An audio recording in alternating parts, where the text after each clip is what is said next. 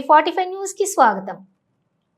న్యాయస్థానం పరిధిలో ఉన్నా కూడా బీఆర్ఎస్ వర్కింగ్ ప్రెసిడెంట్ కేటీఆర్ ను ఏసీబీ అధికారులు విచారణకు పిలవడాన్ని రాజ్యసభ సభ్యులు వద్దిరాజు రవిచంద్ర తప్పుపట్టారు।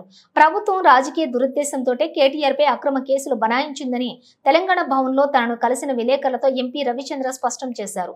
ఈ కేసు వాదోపవాదాలు విన్న గౌరవ హైకోర్టు తీర్పును రిజర్వ్ చేసిన విషయాన్ని ఈ సందర్భంగా ఆయన గుర్తు చేశారు। అయినప్పటికీ ఏసీబీ అధికారులు నోటీసులు జారీ చేయడం, విచారణకు హాజరు కావాల్సిందిగా కోరటం శోచనీయమన్నారు। ఈ కేసు గురించి చర్చించేందుకు అసెంబ్లీలో ప్రధాన ప్రతిపక్షం బీఆర్ఎస్ పట్టుబడిన సందర్భంగా ఇది న్యాయస్థానం పరిధిలో ఉన్నందున చర్చకు తావులేదని అధికార పక్షం స్పష్టం చేయడాన్ని ఎంపీ రవిచంద్ర ప్రస్తావించారు। అసెంబ్లీలో ప్రభుత్వం ఆ విధంగా చెప్పి ఆ తర్వాత ఏసీబీతో ఈ విధంగా నోటీసులు జారీ చేయించడం ఏంటని ఆయన నిలదీశారు।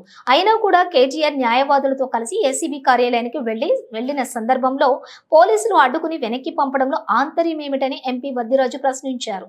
అక్రమ కేసు బనాయించడమే కాక జారీ చేసిన నోటీసులకు బదులిచ్చేందుకు విచారణకు సహకరించేందుకు కేటీఆర్ ఏసీబీ కార్యాలయానికి చేరుకున్నప్పుడు గేట్ వద్దనే అడ్డుకుని వెనక్కి పంపడంలో కుట్ర దాగి ఉందని ఎంపీ రవిచంద్ర అభిప్రాయపడ్డారు।